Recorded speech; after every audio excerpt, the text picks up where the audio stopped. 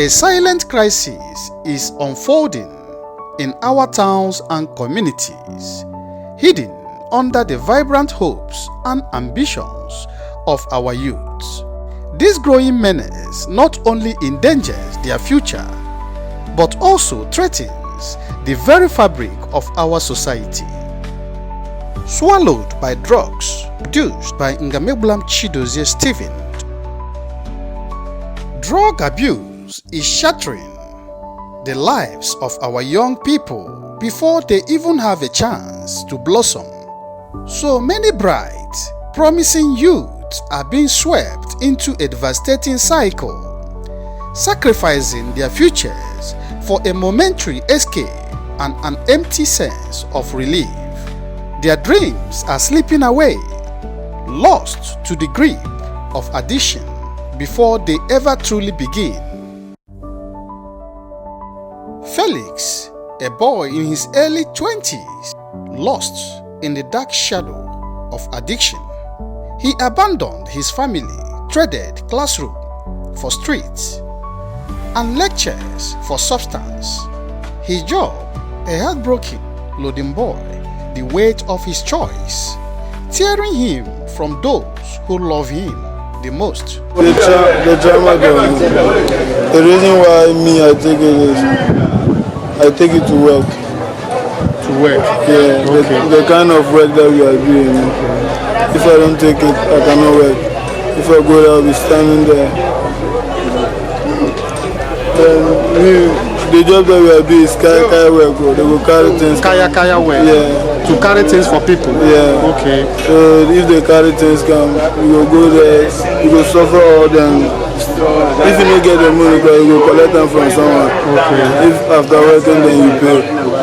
I see. So I know you have a family. I have a family. Okay. So how in touch are you with your family? Are you close to your family? No, right now I'm not close to them. How is Felix feeling deep down? Does he really want to break from this grip? When did you start taking this?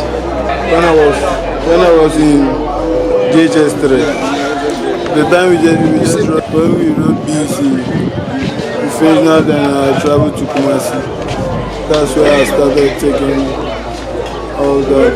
Then I came home, then go to school. I came home, then go to school. So that's how I entered to work. Okay. So is your family aware you are taking this? Actually, they know that I'm taking it. But what of the tramadol? No, they don't know. They don't know you are also taking tramadol? Yeah, maybe they don't know, but I don't know they know.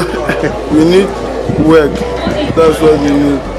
Like right now, like this, if we take, we need to do like, we need to work for this thing, we need to work hard. So that's what we just need, work. Yeah. Anywhere, master, everywhere we will do. We live in the street. That's what we will do, then get money and job. Known to many as Hunu, he is a father burdened with expectations and the weight of responsibility. He speaks with a quiet pain about how the influence of friends first led him down in a dark path, a path he never intended to take.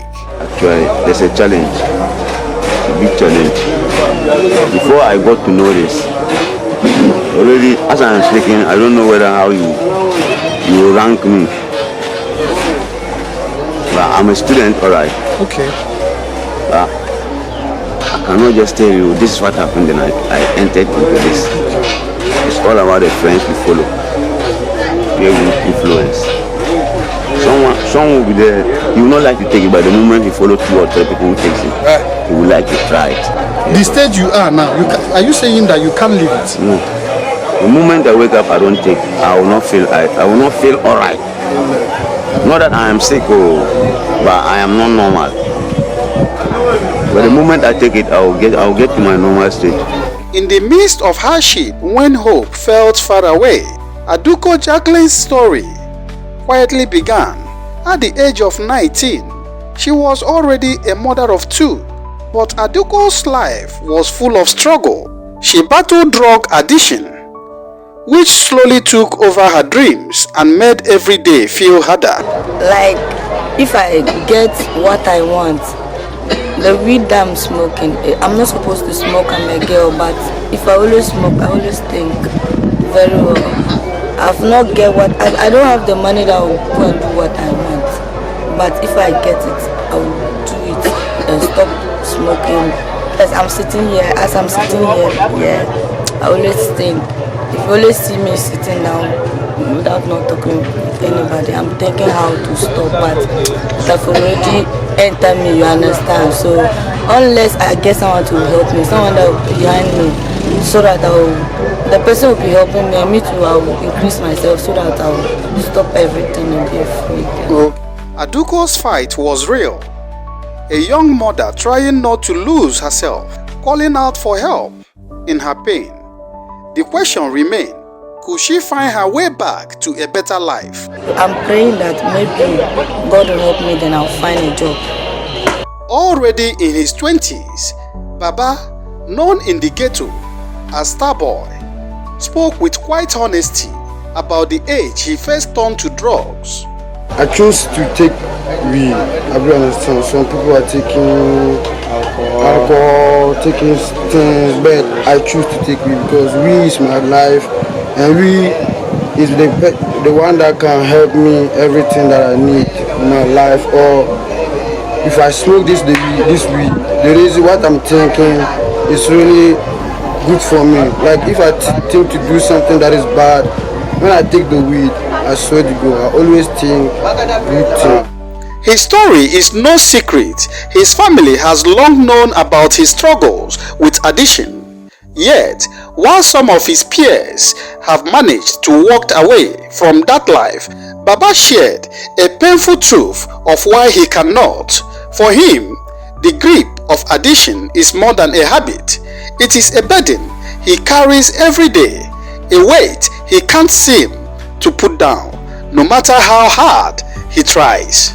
But I can't lie to my family, they are not fighting about this thing because I've already let them understand that I'm a weed smoker, and the weed too are killing me what I have or what I feel happy. You understand? Because if I smoke the weed, I feel so great. How do you start smoking weed? How do you start smoking it? From where? Actually, I can't lie to you. I started this thing when I was, let me just say, 10 years. At ghetto that I started smoking the weed when I was 10 years old. 10 years? Yeah. But still, I'm still smoking it because it gave me a lot of healthy, it gave me a lot of pressure, a lot of things that I can handle myself very well. For Emmanuel, his story is a heartbreaking reflection of what is happening in so many of our homes. His pain and struggles mirror the silent battles faced by countless families, turning his experience into a sorrowful reminder of a reality that is all too common. But I choose to smoke this because I can just say that it's inside the blood of the family. Oh. I see it. My dad smokes. Your dad takes some. Okay. My uncle takes some. Your uncle also takes some. Okay. So I've seen that taking this, like, it's normal to me. Okay. Than alcohol. Okay. So it's something that is in the family. Yeah. You know. So that means even as you are taking it, you know, dad and uncle are not, they are okay with it. Yeah, for outside I'm safe about this. What actually is, you know, led you into this? You are a young guy who should at least be in either in school or in some offices now working. You understand? Why are you into this? What led you into this?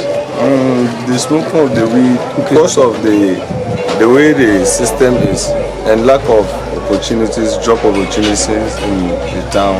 We just manage what we do for a living. So sometimes you just have to just sit and have the weed and take your mind, because you need to release some stress.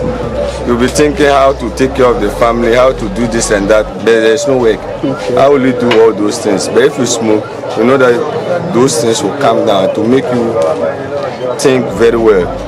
To not make you be thinking like a mad person. But some always take it over. That's why they think everyone smoking is a bad person. There's no everyone who smokes is a bad person. Okay. It's because of stress that some of us we smoke and lack of opportunities. Lack of job.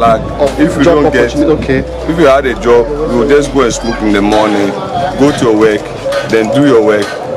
Because you are there and you are busy, you will not get that time to come and sit outside here and smoke.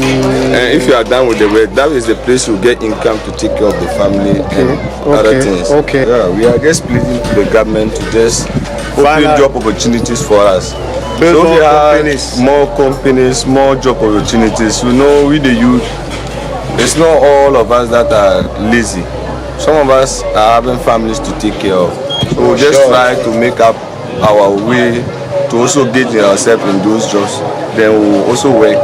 Then we will not get time for other things like how we sit normally. We just plead to the government to just make job opportunities for us. We'll get ourselves into it. Then also get something, some income to take care of the family and as worldwide. Okay. Sadly, the United Nations Office on Drugs and Crime reported that approximately 316 million people globally use drugs in 2024. However, according to the Narcotic Board, about 50,000 people in Ghana, particularly youth, abuse drugs, out of which 35,000 are students from junior and senior high schools and tertiary institutions, and regions in the north account for more than 50% of reported usage. In response to alarming reports from junior and senior high schools, particularly in the northern regions of Ghana, I decided to visit few notable schools in the Upper East region.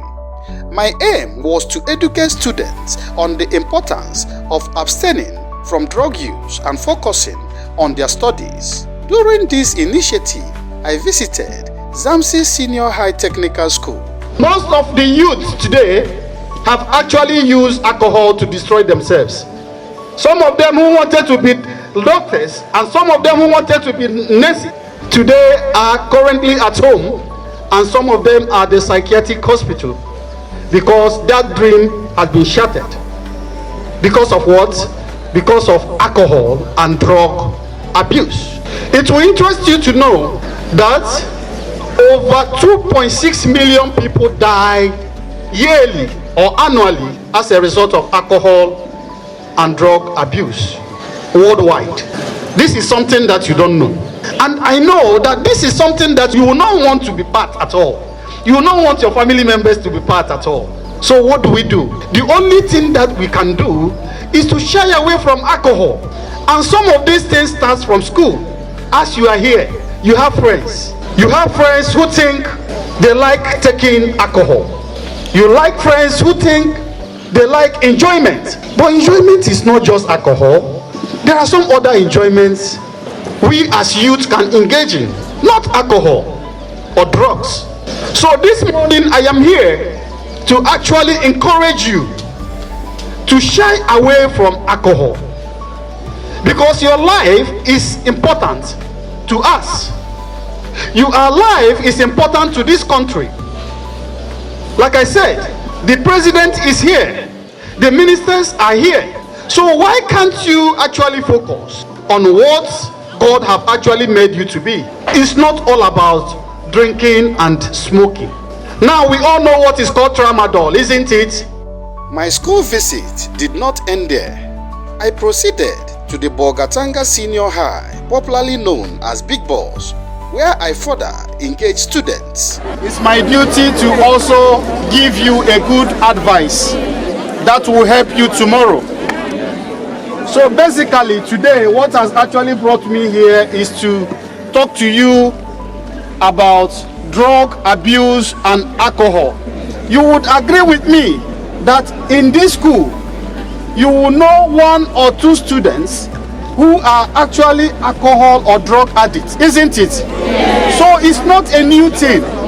So what we can do is to find a way of fighting it, or find a way of advising our colleague students, or find a way of advising our family people who are actually, entangled with this kind of canker. And that is the reason why I have come. If you care to know, over 400 million people lived with use of alcohol disorder. Over 400 million people across the whole world. And yearly, 303 million people die as a result of alcohol and drug abuse. After that meaningful engagement with the students, I encouraged them to share what they had learned. So we all heard what our father just told us, and with regards to alcohol and drug abuse. So please, as students, we all know that we want to go far. So what he is encouraging us this morning is just that we should go away, we should shy away from alcohol and drug abuse so that our future will be secured. Is that okay? So please, some people have it, and they have the mentality that they have actually seen some leaders in the villages who are taking alcohol, but they are still leaders. But we want to do better than that. So we have to shy away from alcohol and drug abuse so that our future will be secured. Is that okay? People from Apex News for their great word, piece of advice. I'm sure it will impact a lot in our lives and help us move to the top. Please, just like they've said a whole lot. Let us take it into practice. Let us abide to it, and I'm sure we will all achieve our dreams. It is often said that the youth are the leaders of tomorrow, and indeed, the strength of every nation relies heavily on its young people. When I spoke with the Upper East Youth President, Adingo Francis, about this important topic, he could not hide his frustration over the current challenges facing the youth.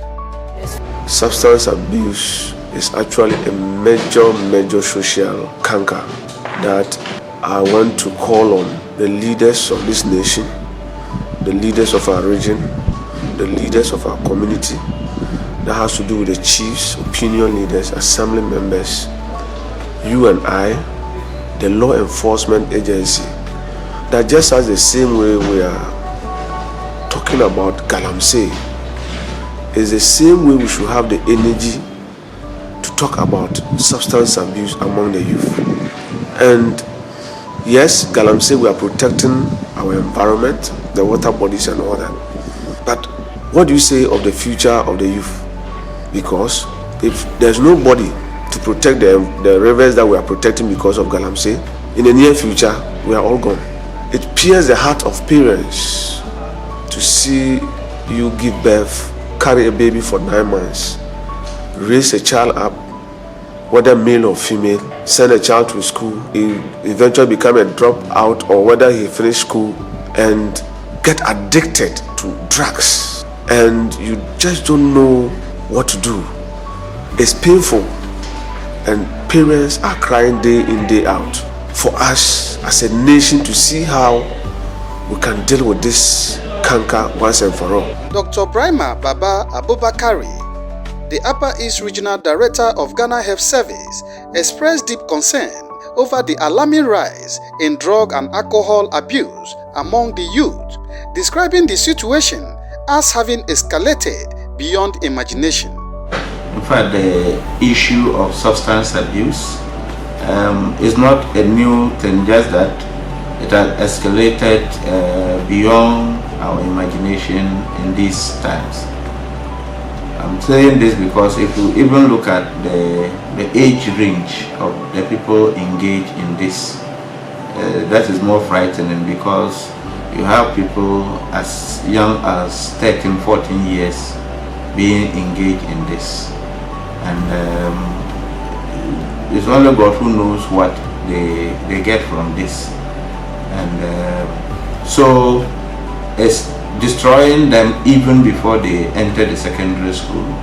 and then not to talk of they getting into the tertiary institutions. Those who manage to even get to the tertiary institutions before they get involved in it, they complete the school or they don't even complete the school, and this has serious implication in the future we have. He also made a startling revelation that some health professionals are themselves involved in the abuse of drugs and alcohol. The frightening thing is that we even have some of our professionals who get engaged in this during their stay in the training institutions such as the nursing training institutions, the teachers training colleges, and so forth. And so you have them come out, then we assign them to work. Say for instance, if the person is a nurse, some of them they go and the kind of treatment they will met out to the clients or the patients, and that is why these days the complaints about the attitude of staff has increased. So I think we need to look at it again, both the regulatory authorities and the managers in the region, to see how we can regulate these things, because as long as they are available and they are easily accessible, young children who are not qualified to be called men and women by our constitution in terms of their age, they don't know what they are entering into. However, I revisited the Regional Health Directorate to engage the Regional Mental Health Coordinator, seeking remedies for victims of addiction. What they consume much: alcohol, cannabis, tramadol. The tramadol they have red 225, tramadol 500, and they have shisha. Yes, and they use nicotine. That's a cigarette. Yes, now they have what they call it e-cigarette, vape. So that one they hold it like a lighter or something. So as they are using it, you might not even know that they are smoking. It's like an e-cigarette they are using. Now most of them are also getting addicted to energy drinks. Some of them don't see it to be a psychoactive substance. They see it to be a normal drink they are taking. But eventually they get addicted to it and they are not even aware. It's like every day they now want to take an energy drink. Most people are out there, and because of, especially the young ones, they don't really know the consequences of these things. But then what I want to say is that if you find yourself addicted to any of these substances, be it behavior addiction or substance, we are here to help you. You can walk into a unit here at the Regional Health Directorate, and we will now direct you to the appropriate places to go for the help. If you come and whatever you need can be done for you here, we will do it for you. And if you need to be referred to wherever you need that help to, we will refer you. During my visit to the Presbyterian Psychiatric Hospital in Bolgatanga, I observed that the majority of patients admitted were young people. I decided to investigate further and learn how the hospital identifies the specific challenges affecting those admitted to the facility. Dr. Dennis Bomansang Daliri, the medical administrator, provided insight into their assessment processes.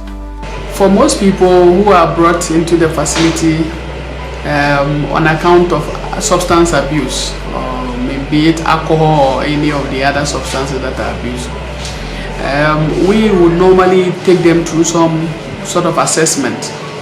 So it is during the assessment, we are able to determine what substances the person has been abusing, for how long they have been abusing the substances, what possibly are some of the symptoms they are presenting with, because a person can actually be abusing substance but might not come to you because of a substance abuse. They might come because they're having sleep problems. They might come because they are probably hearing voices talking to them. They might sometimes people even come because their bosses might have compelled them to come. So it is through that assessment that we are able to now tell that, okay, so you are abusing substances, all right, but this is the reason why you have come to us.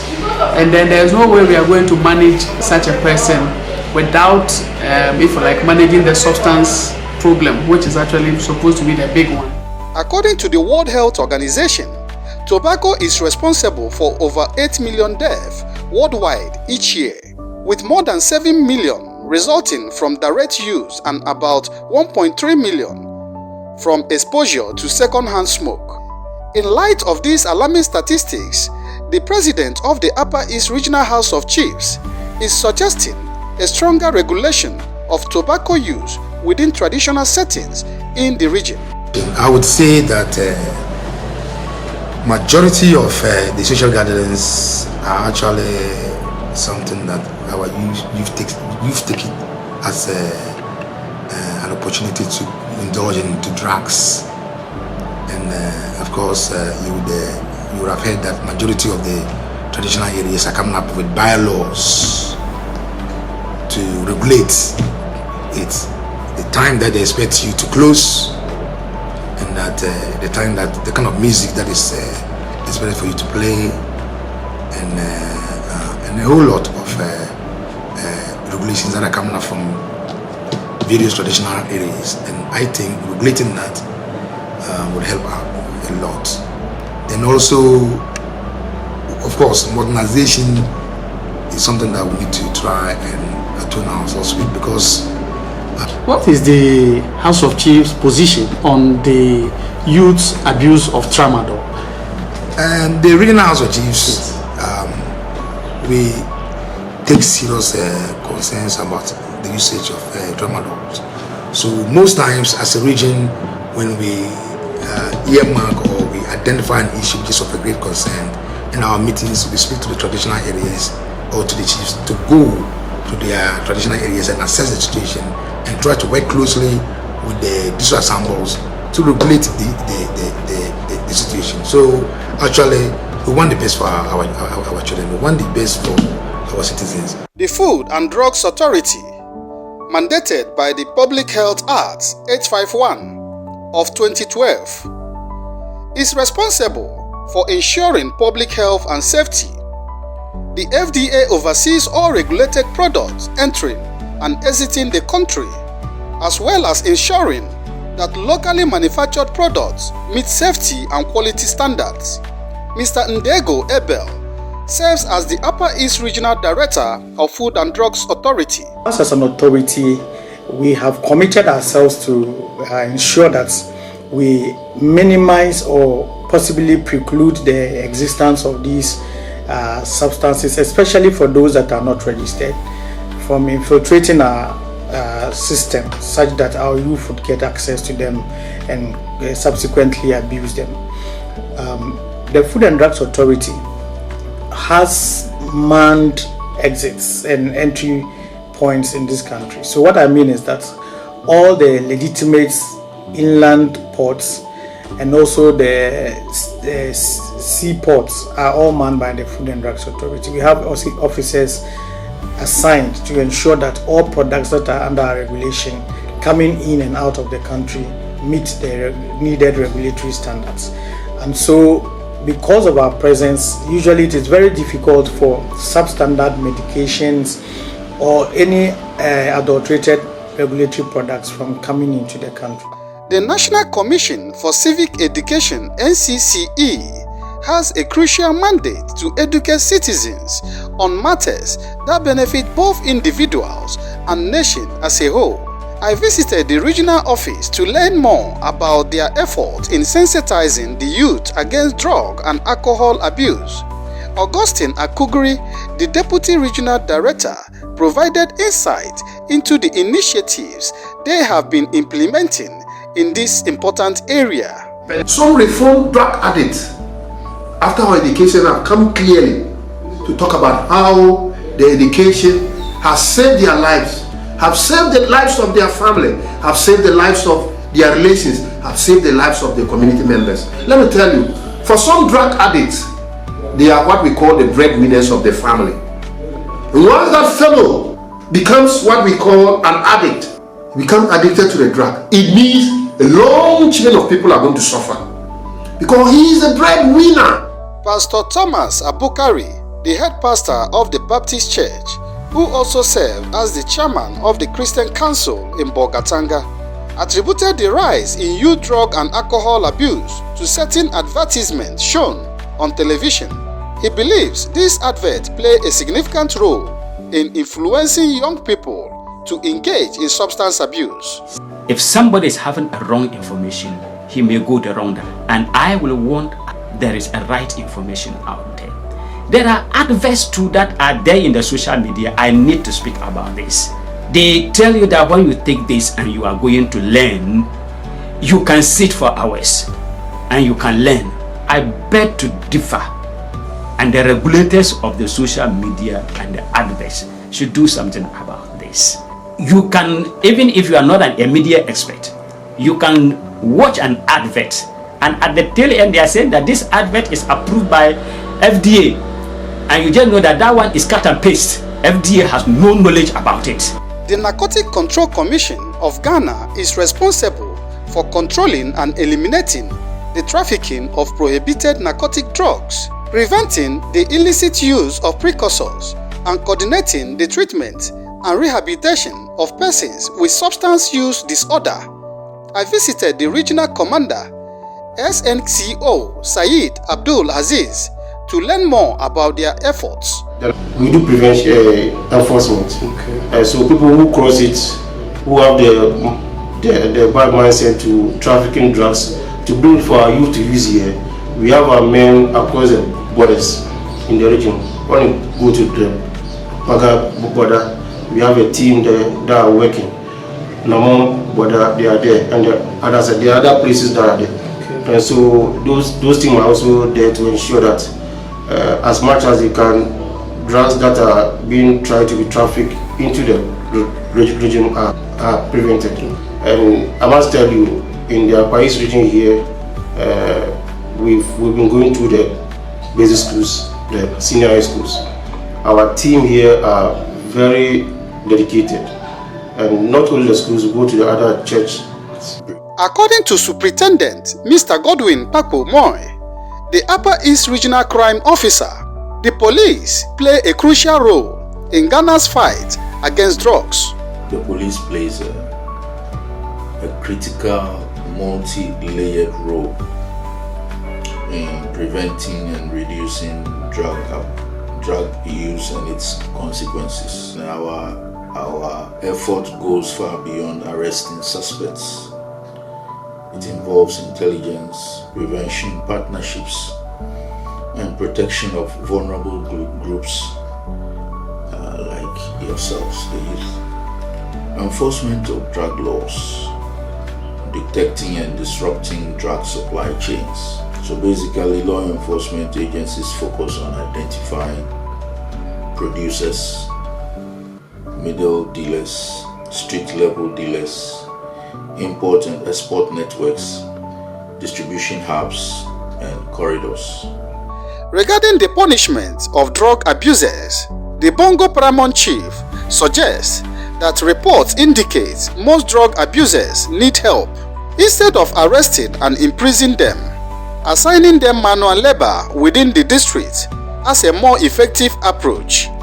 It's unfortunate that we, the parents, are even contributing factors to this problem. The parents themselves are involved in some of this drug abuse. I can say that the intake of alcohol, especially in this part of the region, is too high. And it is not only referring to the youth alone, but even the grown-ups. It's not the matter of prosecuting and jailing recalcitrants, but it is the matter of changing their mindset, by imposing a kind of punishment that they can do it within. It should be an internal punishment. Like we have so many, the communities are littered with plastic rubbers. There's a whole lot of environmental, hazards. They should get those who are into it, especially the drugs and then the weed smokers. When you get them, let's give them internal punishment to send the punishment here, rather than talking of putting them into jail. You are rather even going to master them, come out with professions. professional crime activity. Many people believe that pharmacists in the region are responsible for bringing illegal hard drugs such as tramadol, red and others in the region. However, Mr. Lawrence Atongo, the CEO, Elsewhere Pharmacy, refuted such misconception and urged people not to hold such unfounded views against pharmacists in the region. One aspect is not true. But when you look at them, these are mostly street drugs. And if you actually check very well, you realize that there are certain people within the borders. They bring these drugs into the town. The borders are very porous. There are times you go to the lorry stations, then you see a lot of people selling these products as if they are, how do I call it, provisions, as if it is granules. So you ask yourself, what is happening? What is happening?